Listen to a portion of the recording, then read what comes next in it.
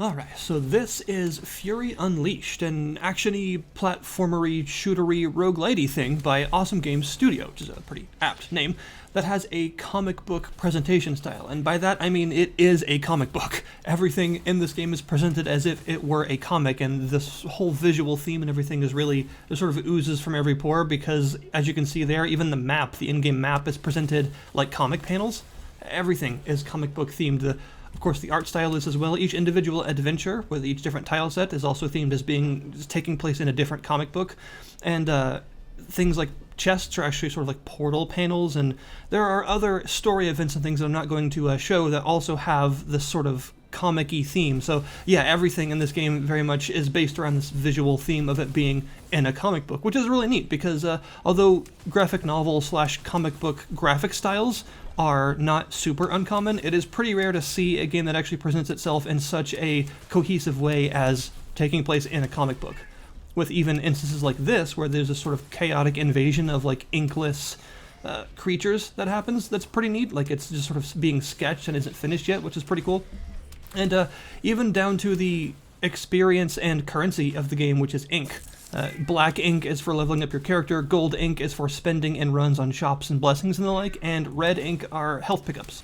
And the entire thing is based around this combo system, where if you kill an enemy, you get one combo, and for every time you hit an enemy, the combo will sort of refresh itself and will gain in numbers as you kill enemies, and it will immediately be lost if you take damage. So you can theoretically complete this entire game in one combo just by never ever getting hit and killing everything. Although that would be incredibly difficult, although I am also kind of bad at this game. To be fair, I am playing it on hard, but I am not great at it. So it's a really cool system though. As you build your combo, you will get various bonuses like a damage shield that mitigates 1 hit of damage every 5 combo levels, and you can upgrade yourself to store more than 1 shield charge at once. You can also get a super grenade for every 10 combo levels, where you can sort of like have a screen clearing grenade. You do have grenades normally, although I'm very bad at remembering to use them except for in boss fights, but yeah, that sort of charges up an extra powerful version. You can also have things like health drops. At 3 combo and above, you have a chance of getting that red ink health drop from enemies, so if you want to heal yourself by going through the areas and not taking any damage, you can actually start dropping a bunch of health restoration, which is pretty cool. And there's also the fact that you get a sort of ink multiplier the higher your combo gets, so you'll get more experience towards upgrading your character the higher your combo rises to by the end. And like I said, I am not good at this game so far, but it is very satisfying to actually pull this combo thing off, and the more you get used to the levels and the various enemy types and how you should best engage them without taking hits and all that sort of thing, it becomes really satisfying to navigate through the levels as quickly as you can, but also pretty completely, so you can build a large combo. And you even get extra rewards for doing things like killing bosses flawlessly. Every time you kill a boss, you get a nice bit of ink as a reward and also a chest with an item in it, but if you flawlessly kill a boss, you will actually get a choice between 2 different items in that chest, so it definitely incentivizes you to take no damage, aside from just the fact that you're not taking damage, which is useful, but it gives you extra rewards on top of that, which is cool, just for being extra stylish. My record currently is only 2 bosses in a row defeated flawlessly, because I still have a lot to learn about this game, but like I said, it's still very satisfying to actually get that done. And then finally, at the end of every certain number of levels, you will face a big boss that is sort of the end of that comic book, and if you're able to beat them, they will be marked as beaten once in the comic book, and then you will move on to the next one. And once you beat all 3 of the possible end bosses of a comic, you can actually choose to start from the next comic forward if you want to, instead of repeating the first one again. So that's a sort of meta progression way of allowing you to start further on in the game if you wish, instead of having to begin it from the very beginning level every time if you don't want to. The in-level bosses, not the big end of comic bosses, but the normal in-level ones, can actually be pretty tricky, because unless you have the fairly rare compass artifact that marks what each room is, you can accidentally run into boss fights pretty frequently. In a lot of roguelites, the boss room is fairly clearly marked by some sort of red torch or red glow or something that tells you that there's a boss fight beyond that door. But in this case, the boss rooms can be almost any configuration, so just looking at your map and looking at the shapes of the panels isn't necessarily going to tell you where bosses are, and it's pretty easy to accidentally stumble onto one, which can be a bit jarring at times, although the boss fights in this game are pretty interesting in that they are not long. They're decided pretty quickly. You either kill the boss or it kills you within like a minute of entering the boss room. There, of course, the later game bosses do last longer, but still, they're very lethal fights. You tend to do quite a bit of damage to it, but it can hurt you a lot as well. So they're decided pretty quickly, which I sort of appreciate because they feel like a good test of your skills and the equipment that you've gathered thus far. It will all be decided pretty quick once you walk in, and that's neat. But the bosses still do have multiple phases and different attacks for you to learn to actually not take hits because of the aforementioned combo and reward system for doing things flawlessly. So it meshes well for a pretty nice sort of combat system. And the rest of what your character can do also helps to add to that combat system. You have a couple of just different moves that you start out with that are things that you need to master in terms of movement and avoidance and all that sort of thing to help you not die. You start with a double jump. You also have a dash in midair that you can do, as well as an infinite sprint along the ground that is quite quickly and starts immediately. So it's useful for avoiding traps and the like if you actually notice them in time. And you also have a stomp, and the stomp is pretty interesting because it pretty much insta-kills almost anything, except for like elite enemies and bosses and the like, of course, but just standard enemies, even tougher ones later on, generally speaking, get insta-killed by the stomp. So it's a very useful way to keep your combo up very quickly. However, of course, as you would expect, and you go through the levels, enemies do get a lot more difficult with a lot more fancy moves and things to worry about. So there are some enemies that are much more difficult to stomp, either because they can fly or because they explode after they die. So you have to be wary of actually getting close to them so you don't break your combo. So yeah, it does make for a pretty complicated system that is simple in theory, but in actual practice of combining all of these moves with all of the different weapons and enemy types makes for a pretty depthy system that's nice to go through. I did mention weapons, and weapons are definitely, in my opinion, one of the sort of main key points in this game's favor. The weapon variety is great, and they're a lot of fun. Even basic weapons like a shotgun or an SMG are pretty enjoyable to use because of the really nice sound assets and the pretty solid feedback that you get from using them. But once you get to stuff like impulse shotguns and lasers and black hole guns like you're seeing right now, then you get some really exotic weapons that are just really fun to use, and when you combine them with all the other moves that you have for clearing levels quickly, you get into a rhythm. And I think that's sort of the point. You're supposed to get into this like flawless rhythm where you just bounce through the game, destroying everything, knowing your weapons and knowing your character's movement so well that you don't take damage very often, and it's really, really satisfying to actually pull that off. The weapon variety is also kind of a high point in that just picking up the same weapon twice doesn't necessarily mean it will be the same every time, which is pretty neat. You may find, for instance, an SMG, and the first time you find it, it may just be an SMG. It shoots bullets, pretty basic. But you may find one later that is also just simply called SMG, but it may do things like ignite enemies or poison enemies or have a much higher damage rating or fire multiple projectiles. So just because it's the same weapon doesn't actually mean that it's identical every time, which, like I said, it helps in the game's sort of overall weapon variety because when you unlock a weapon, you're not really just unlocking a weapon, you're sort of unlocking a whole set of weapons that you could potentially find later on.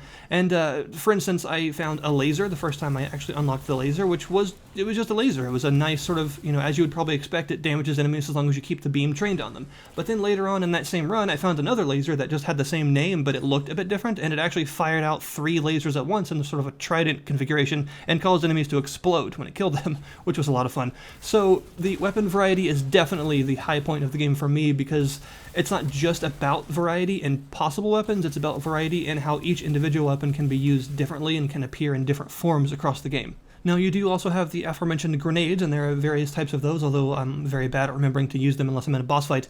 And the grenades range from just basic frag grenades, like incendiary grenades, to cluster grenades and shrapnel grenades of different elements, and even life-leeching grenades, so there's quite a bit of variety there. And you also have a special ability, although this is sort of where the variety falls down a little bit, because there's not a huge variety in special abilities that I've seen so far, and in the loadout, there doesn't seem to be a way to change the one that you start with. You will always start with the sort of screen-freezing pulse, that freezes enemies unless they're bosses or elites, which is useful, to be fair. And you can also get some other things like turrets and bullet time, for instance, are some of the ones that I found, but I haven't found very many of them thus far, and it seems like most of the variety is in the weaponry as opposed to the special abilities, which is fair because you're going to be using those a lot more often anyway.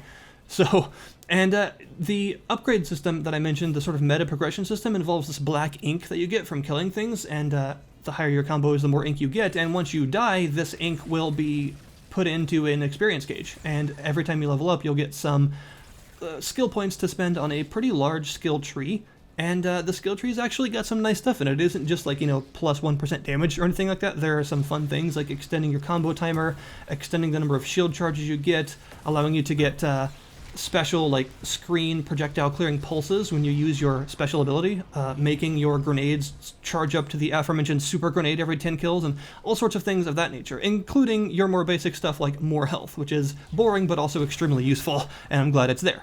And the overall sort of tile sets, the overall level themes are pretty interesting too. You'll start off in this one, which is a kind of like Central South American mythology themed temple evil Aztec thing that's really fun and has lots of like insect and plant-based enemies, as well as these like evil gods to fight that are pretty awesome. And the overall variety in bosses as well as the level end bosses is pretty high. There are like 40 something bosses in this game, so there's a lot of variety there. The next tile set after this takes place in a sort of marine industrial kind of area with lots of like military equipment, minigun turrets on the ceilings and drones to fight you. It's it's very much like an indoor sort of military base sort of theme. And then the final one is actually a sort of alien theme that's really cool. It's got lots of weird like Giger-esque and Lovecraftian like squid aliens and other stuff like that. It's pretty neat actually, and I don't actually show that one in the background because spoiler reasons, but it is there. There's also a difficulty setting if you want to, which is kind of neat because a lot of roguelites don't include a difficulty setting really. They may include like some curses or blessings or some sort of like modification system, but usually not outright difficulties all that often. And in this case, you have a hard and an easy mode. Hard is the sort of default mode, and easy, I assume, is easier. I haven't actually tried it yet, and the kind of cool thing about that is you can change it whenever you want without affecting your overall progression. So if you are just having a lot of trouble and you just want to see what the third comic book is because you can't get to it yet, just switch it to easy and you can still keep all your characters, your skills and weapon unlocks and everything intact and just sort of try and get there a little bit easier. And then once you're used to it, you can switch it back to hard and try and get all the achievements and progress through it normally in hard mode if you want. So that's pretty neat. I like that the feature is there. I think it's cool that it doesn't really affect your progression all that much besides achievements and the like, so that it lets you get used to levels if you're having a lot of trouble with them and then switch to a harder mode without worrying about having to restart the whole thing or anything like that. It's a nice feature. I actually appreciate that, even if I haven't tried easy mode yet myself. I would probably benefit from it because I'm quite bad at this.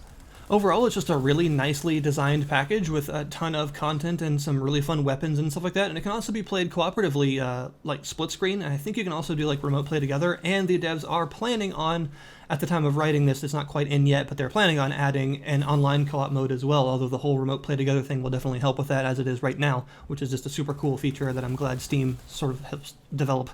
So yeah, it's a lot of fun. The weapon variety and the overall combat system being so smooth and satisfying is a huge point in its favor, and I think the comic book theme is done so well that it's just, you can't ignore it. Like, you can even see like the borders of the comic book along the edges of the screen, and when you get to the level end, you can see the next page like flapping in the wind and stuff like that. It's so completely themed that it's just really cool. So that is Fury Unleashed. It's only $20, which in my opinion for the amount of content on offer here is really not expensive at all, especially if you get some friends and have some co-op fun with it. I would definitely recommend it if you're into like Rogue-lites or Metal Slug or any sort of game like that. I guess you can kind of consider it like Metal Slug meets Dead Cells in terms of its overall mechanics. I don't really like to make comparisons like that, but I think that's fairly apt in this case. And yeah, I definitely think you should check it out. The link will be in the description below this video if you would like to give it a try yourself. And $20 seems like a pretty nice price for everything that you get, so thank you guys very much for watching. If you have anything to say or any questions or would like to see more or anything like that, then feel free to leave a comment, and thanks again. I'll see you guys next time.